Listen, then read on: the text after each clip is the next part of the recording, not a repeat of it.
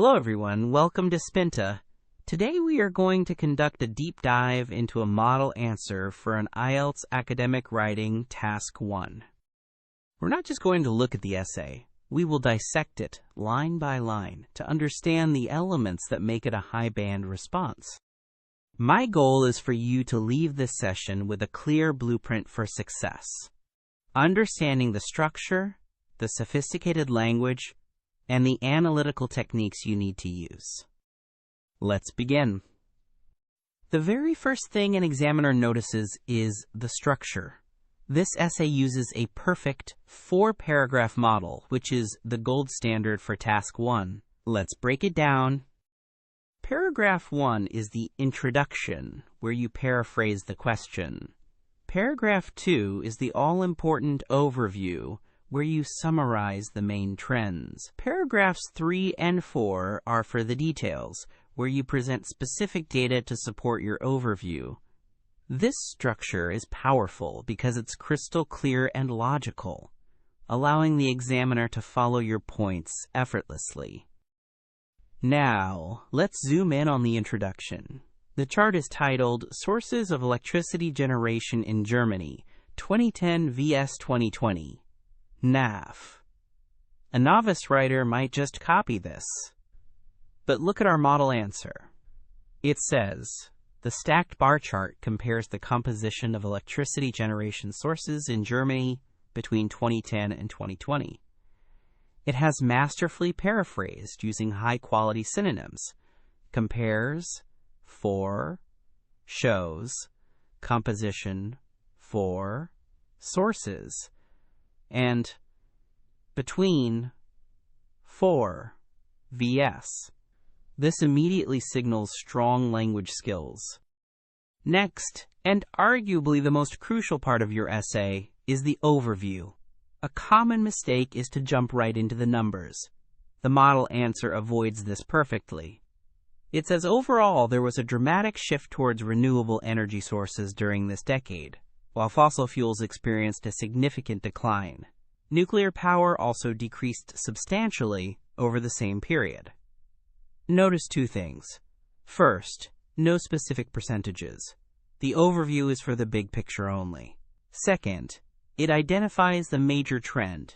Renewables increased, fossil fuels and nuclear decreased. This demonstrates an ability to synthesize information, not just list it. Now we move to the body paragraphs, where the details live. A high-scoring response always groups data logically. This answer dedicates paragraph 3 to the declining sources, fossil fuels and nuclear, and paragraph 4 focuses on the growing renewable sector. This creates a very clear contrast between old and new energy sources. Look at the language in paragraph 3. It begins with examining the declining energy sources, a wonderful linking phrase. It provides specific figures like fossil fuels dropped dramatically from 58% to 40% and uses powerful descriptive language like more than halved for nuclear power. This is what we mean by making data vivid and memorable. Paragraph 4 continues this excellence. It starts with another great cohesive phrase. In stark contrast, renewable energy sources experienced remarkable growth. It highlights the dramatic increase from 17% to 45%, calling it more than doubling. The essay concludes by noting that renewables became the largest single energy source by 2020, which is a crucial analytical observation. Let's talk more about the vocabulary, or lexical resource. The essay is filled with energy-specific terminology. Instead of simple words, we see phrases like dramatic shift, significant decline, substantially decreased, and remarkable growth. This specialized vocabulary elevates the entire response and shows familiarity with the topic. Finally, let's consider task achievement. The essay does exactly what is required. It compares the energy generation data between the 2 years, makes clear contrasts, and highlights the key changes. Crucially, it does not speculate on reasons like environmental policies or economic factors. For instance, it doesn't say renewables increased due to government incentives. That would be speculation. In Task 1, you report the data, not analyze causes.